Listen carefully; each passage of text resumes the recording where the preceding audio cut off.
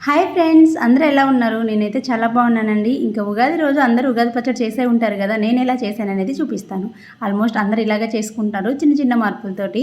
Video నచ్చినట్లయితే ఒక చిన్న లైక్ చేసి సబ్స్క్రైబ్ చేసుకోండి. ఇక్కడైతే ఒక పెద్ద బౌల్లోకి కొద్దిగా బెల్లం తీసుకున్నానండి. బెల్లము, చింతపండు రసం తీసుకున్నాను, కొత్త చింతపండుతో తీసిన రసం, అలాగే పచ్చి మామిడికాయ ముక్కలు. ఈ ముక్కలు కొంచెం ఎల్లోగా ఉన్నా సరే అది పచ్చి మామిడికాయనండి.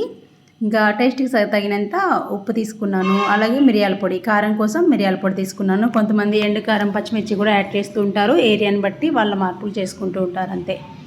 ఇంకా వేప పువ్వు కూడా తీసుకొని కొద్దిగా నలిపి వేసేసి అన్నీ కలిపేసుకుంటే ఉగాది పచ్చడి రెడీ అయిపోయింది. చాలా కమ్మగా ఉంటుంది. మన లైఫ్లో జరిగే మంచి చెడులన్నీ కూడా ఈ పచ్చడిలో ఉంటాయి. ఉగాది పండుగ రోజు ఏ నైవేద్యం చేసినా చేయకపోయినా ఈ ఉగాది పచ్చడి చేసి ప్రసాదంగా పెడతారు దేవుడి దగ్గర. నేను కూడా ఈ విధంగా ఉగాది పచ్చడి చేసి దేవుడి దగ్గర పెట్టాను. అలాగే కొంచెం పాయసం చేశాను. వీడియో నచ్చినట్లయితే లైక్ చేయండి, షేర్ చేయండి, సబ్స్క్రైబ్ చేసుకోండి.